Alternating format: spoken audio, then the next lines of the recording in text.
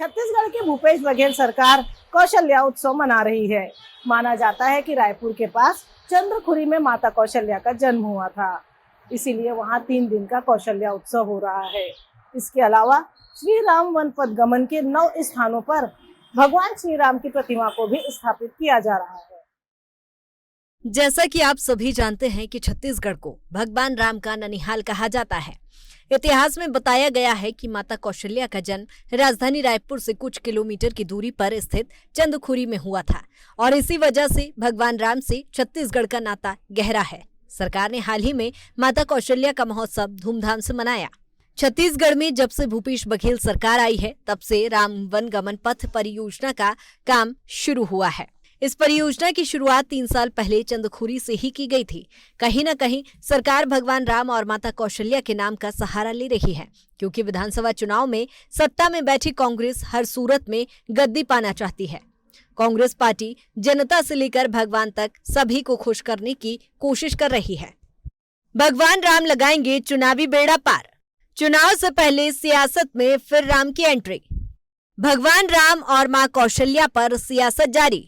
छत्तीसगढ़ को माना जाता है भगवान राम का ननिहाल। भूपेश सरकार ने धूमधाम से मनाया मां कौशल्या महोत्सव। प्रदेश में महोत्सव को राजनीति से जोड़कर देखा जा रहा।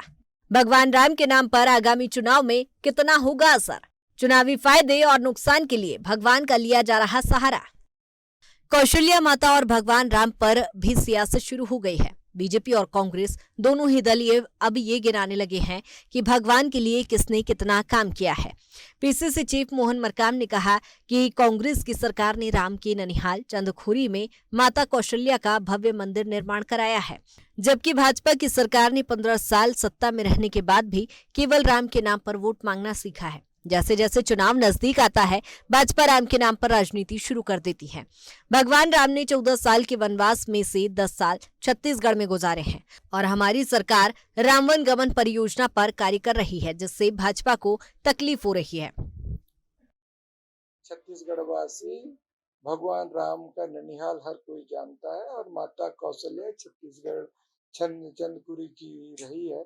स्वाभाविक है, हमारी सरकार ने माता कौशल्या का भव्य मंदिर भी बनाया, राम पथ गमन का भी विकास किया। तो 15 साल भारतीय जनता पार्टी सरकार रहने के बाद राम नाम के नाम से जो वोट मांगते थे, उन्होंने तो कुछ नहीं किया। जब हम कुछ कर रहे हैं तो भारतीय जनता पार्टी के नेताओं को तकलीफ हो रही है। सिर्फ और सिर्फ जब चुनाव आते हैं भगवान राम को याद करते हैं, माता कौशल्या को याद करते हैं, मगर हम बस्तर के साथ साथ पूरे छत्तीसगढ़ में जो भगवान रामचंद्र जी 14 वर्ष वनवास में लगभग 10 वर्ष से अधिक छत्तीसगढ़ की पावन धरती से गुजरे थे, तो उस राम पथ गमन का भी हम विकास कर रहे हैं। तो भारतीय जनता पार्टी का कोई सूझ नहीं रहा है। उनके जो मुद्दे थे, उन मुद्दों को कांग्रेस ने छीनने का काम किया और काम भी किया है। रामवन गमन पथ के 9 स्थानों पर श्री राम की प्रतिमा भी स्थापित की जाएंगे।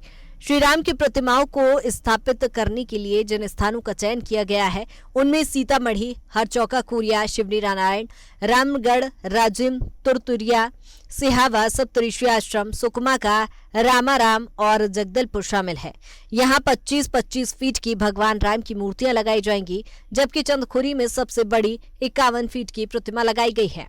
इतना ही नहीं, रामवन गमन पथ के 2260 किलोमीटर के 9 प्रमुख स्थानों को पर्यटन स्थल के रूप में विकसित करने का भी काम किया जा रहा है। इसके पहले भूपेश सरकार ने माता कौशल्या की जन्मस्थली पर स्थित मंदिर का जीर्णोद्धार कराने के साथ ही मंदिर के आसपास भी विकास कार्य किए हैं।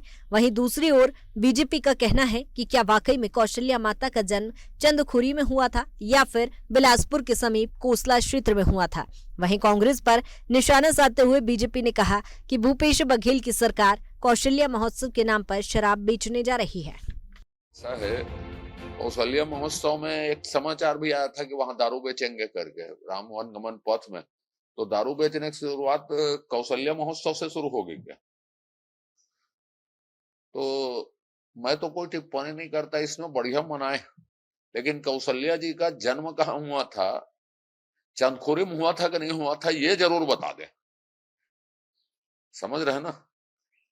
और बिलासपुर के कोसला में हुआ था कि चंदखुरी में हुआ था, इतिहास से तोड़ मड़ोड़ करने का कोई अधिकार भूपेश बघेल जी और उसके संस्कृति मंत्री जी को नहीं। एक तरफ प्रदेश में कौशल्या महोत्सव धूमधाम से मनाया गया है, तो वहीं महोत्सव के समय शराब बेचने और माता की जन्मस्थली को लेकर बीजेपी सवाल खड़े कर रही है।